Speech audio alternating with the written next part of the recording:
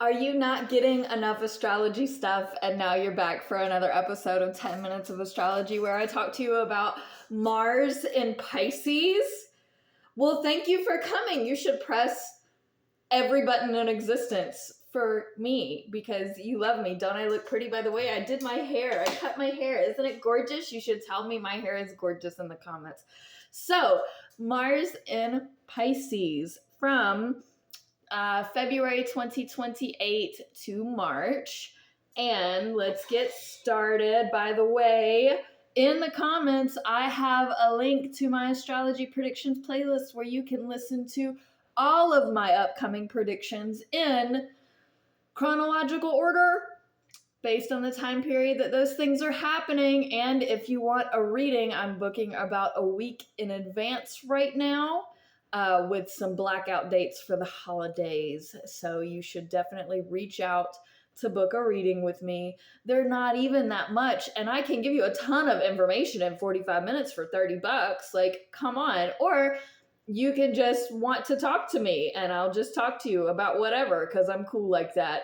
And it'll still be $30 because time is money and I need to buy a house I'm renting. And even though this home is beautiful, I would like to be a homeowner one day. So let's stop getting off track and actually do what we're here to do, which Mars goes into Pisces approximately February 10th, 2028. Remember, dates, times are going to be based on your location, wherever you are at that time. So these are all just general predictions for the populace of the world.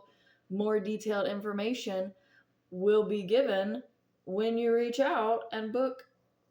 That just makes sense, right? Anyway, you should also check out my eBay shop. I'm done now. We have a immediate sextile to Chiron in Taurus at 0 degrees. So this is a positive. This is a win. Now, Mars, for those of you who don't know, is action, war. It is work ethic.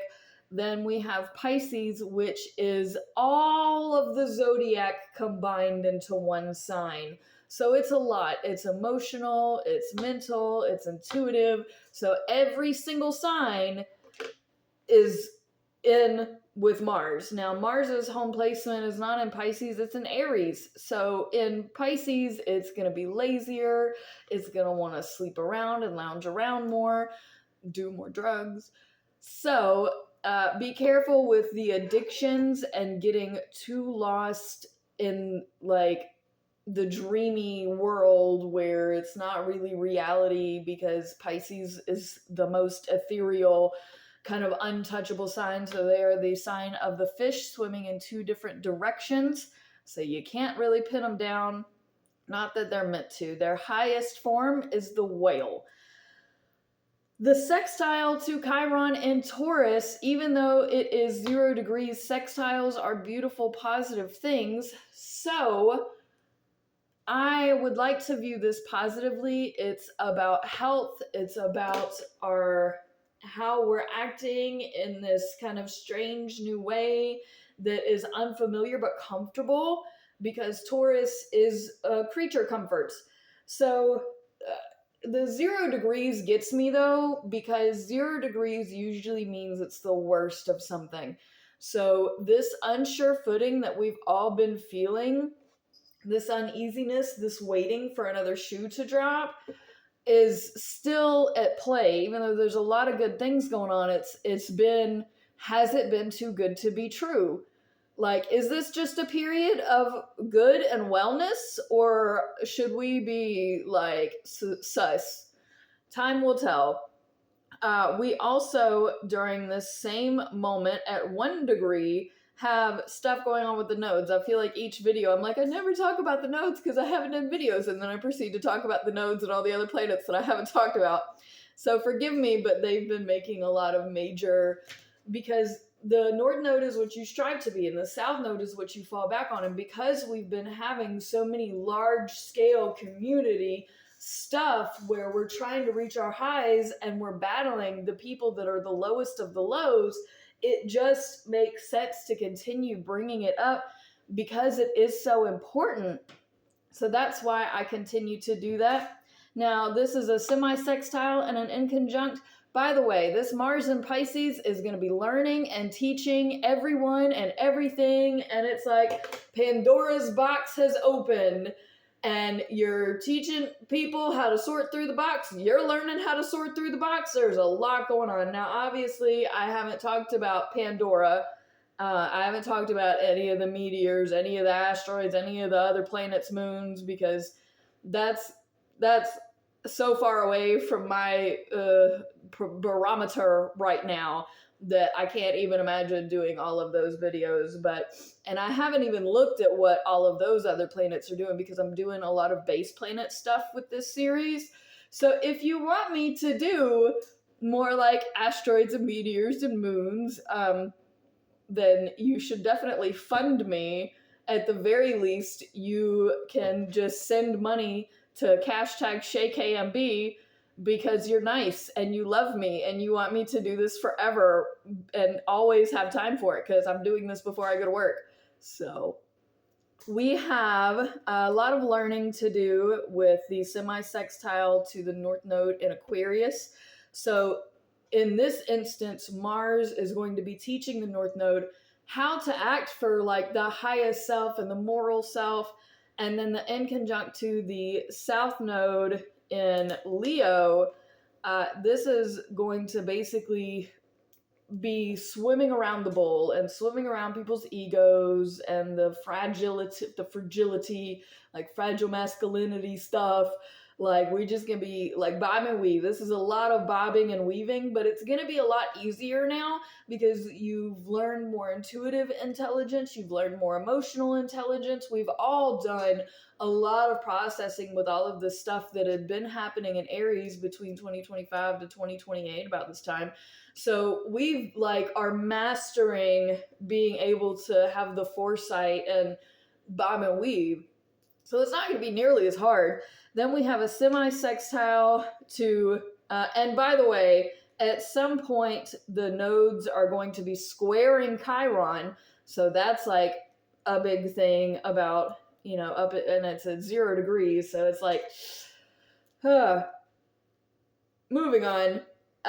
We have the semi-sextile to Mercury in Aquarius and Neptune in Aries, and those combined are sextile. So again, this is a lot of learning and teaching. The one that's doing the most teaching is God. That's Neptune in Aries. So Neptune is the ethereal, it's the spiritual, it's your faith. Aries is the headstrong, it's you-centered. So basically the hand of God, so long as you've been doing all of the right things, is now it's another lesson, but it is for the better. I know that we're all tired of getting spanked by God here, or Allah, whatever you call the higher power. We all understand the concept of a greater being. And even if you're atheist, you can still understand the concept of energy transference. So the semi-sextile to Mercury, well, Mars is teaching Mercury in this instance because the sign that is ahead is always the teacher and the sign that's behind is always the student. So Mercury is the student in this instance in Aquarius. And so what Mercury is about small group communications, it's fast moving, it's messages, it's daily use of technology. It's like group gossip stuff. And Aquarius, it's very social. So at this point, you may want to hush your mouth, be a little more quiet because you don't want to stir a pot of gossip and nonsense just because it's going to impact you emotionally long-term, socially long-term. So like stay away from like the little whispers at work. Especially if you're in a new job, don't get caught up in like all the work drama. And God will reward you because again, Neptune is like the leader in this alignment. So revert back to your morality, your spirituality, your higher power. And then Neptune and Mercury are sextile at this time. which is beautiful. This is beautiful for communication, morality, high ground.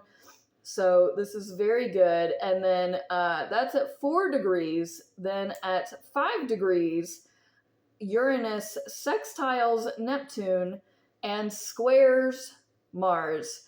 So I want to like Uranus and Gemini. I do, but I have way too many placements that in conjunct this.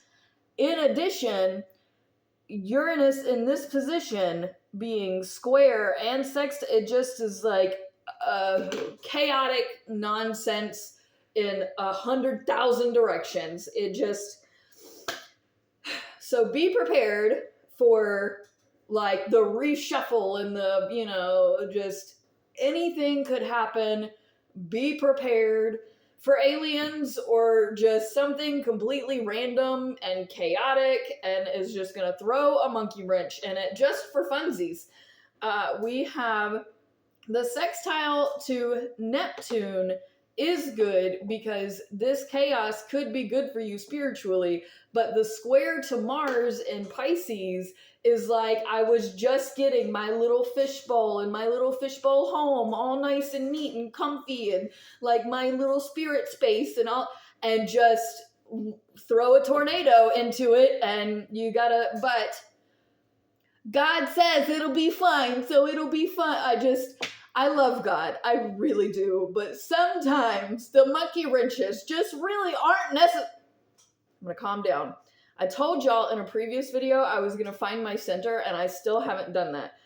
This is another example of me needing to do that. So then we have a semi-sextile to Pluto in Aquarius at approximately 7 degrees. So Mars is teaching Pluto in this instance to, there's been a lot, maybe we could just calm the social change. Maybe we can just, like, the transformation is appreciated. Don't get it twisted. But there's so much chaos and stuff, I think we all just need to take a pause. And this would be a great moment to take a pause if Pluto in Aquarius takes it seriously, which I don't think it will because there's so much momentum in other directions that it's like, no, we need to do it while we can.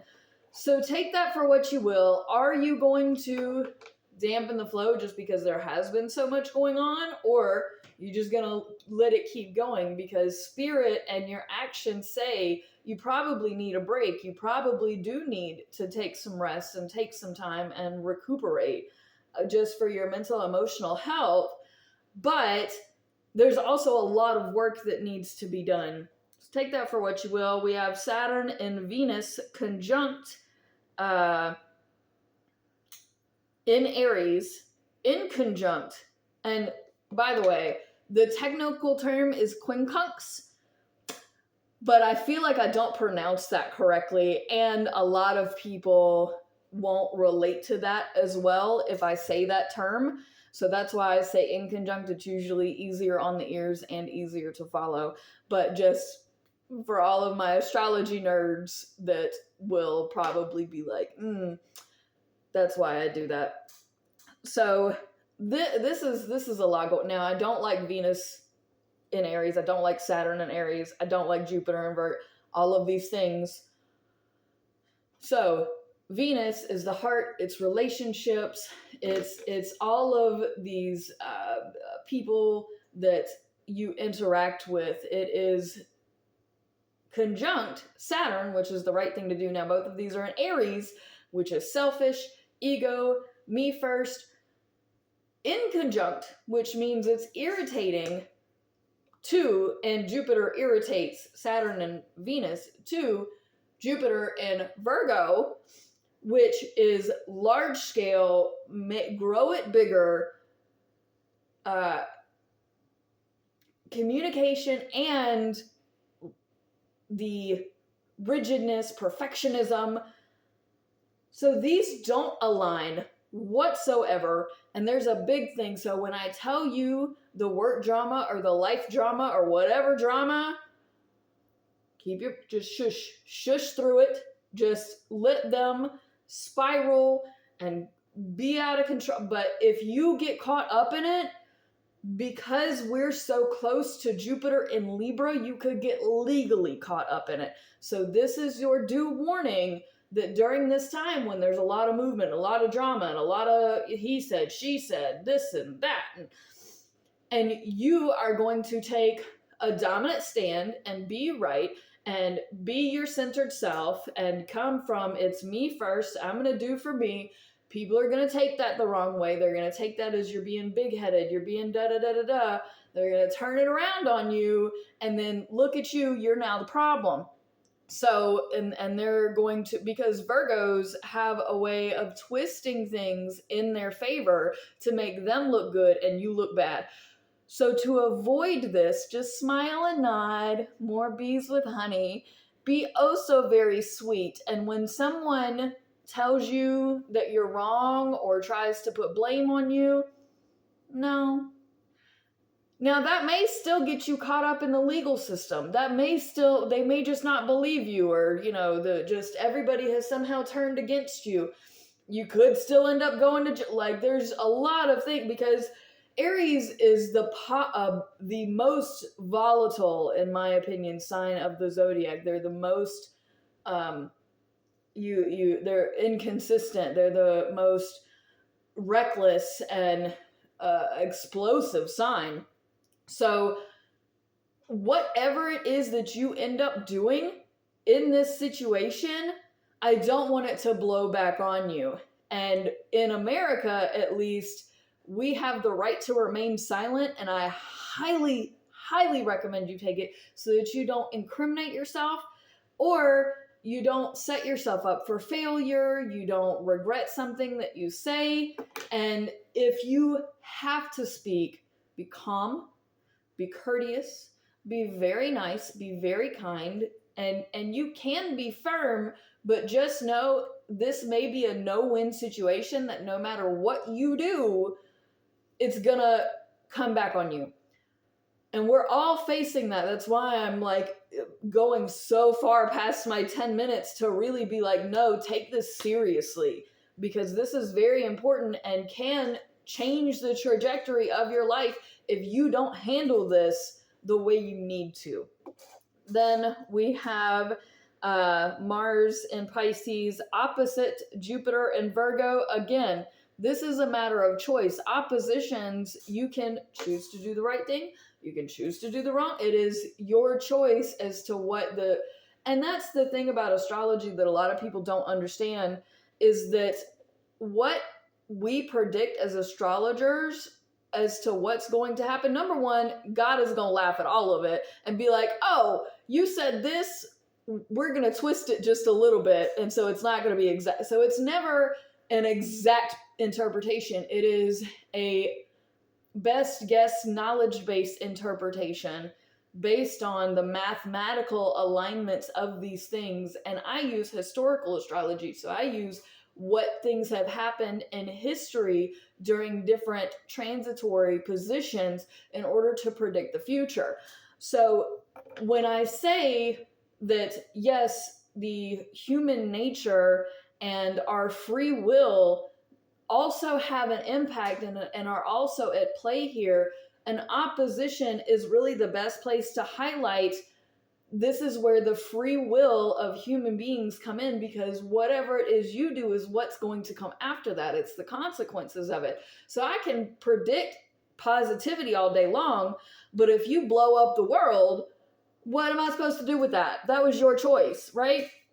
So we have an opposition here, which is best friends, worst enemies. This is your time to make a decision. Are you going to rise to the occasion, which Mars in Pisces says, you know what, we're going to act so far above all of this that we're not even in the room anymore because I have just exited the situation? Or are you going to be Jupiter in Virgo, which is making a really big thing about something hypercritical that probably isn't even important, but they're making it important because they're so detail-oriented that everything has to be perfect for them. And it's going to cause big rifts because Jupiter is the planet of expansion. So it's going to cause these big issues if it's not addressed. It's entirely up to you if you want to be the one to focus on every little petty detail, or if you want to be the one that can't even have the hard conversation and just leaves the room. Because that's what Pisces will do, is nope, can't handle it, and they bounce, which is fine. However you decide you're going to deal with this, it's up to you. And it is a really hard a lot, so I get it. Then we have in March a semi-sextile, so another learning moment, to Saturn and Aries at approximately 26 degrees. Now, Saturn is the one that is teaching Mars. Saturn and Aries, and this is 26 degrees, so it's the right thing to do for you. At the end of the day, you got to take care of you. You got to be there for you. You're the one that has lived with you your entire life. You're going to die with you. At the end of the day, it is about you. Like, if you don't take care of you, nobody else is going to. Not in the way that you would do it. And I want that to really sit with you for a second, because it is powerful to learn that lesson, especially for Pisces. Pisces learning is like, it's, so this is a magical moment, but it is really heavy and it is really hard and it is another lesson. But, we'll either get through it or we won't.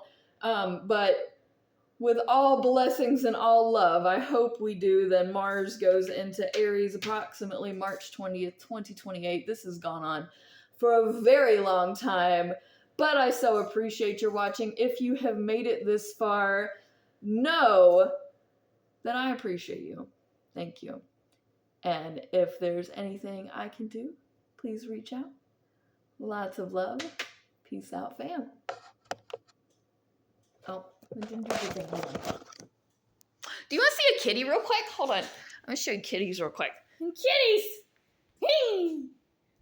Okay, bye.